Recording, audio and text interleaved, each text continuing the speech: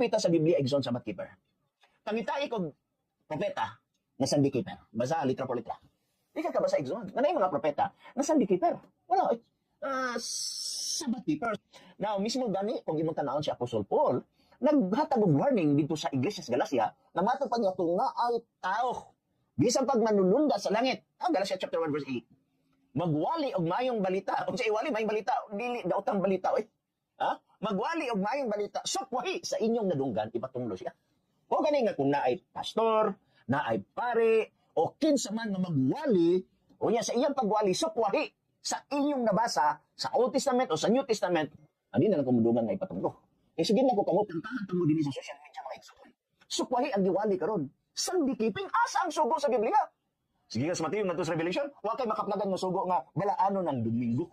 Wala man pagkasulti bitaw sa Exodus Kapitulo 20, hinumduman mo ang adlaw pagpahulay sa pagbalaan niini, unong kaadlaw magbuhat ka, ikapito, mao na sugo. Basahi ko sa Biblia nga nag-ingon diha, nga diin hinumduman mo ang adlaw pagpahulay Domingo.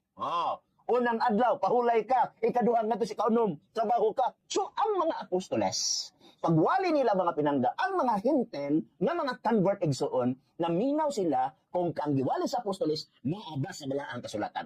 Mismo apostoles nagkingon, nga kung kami, bisag manulunda sa langit, magwali yung maing balita, sukwahi sa inyong nadunggan, ipatunglo siya. So, atong tanahon mo na nga sa gilantaw igsoon, walay pagtulunan sa Ellen White, nga misupak sa balaang kasulatan.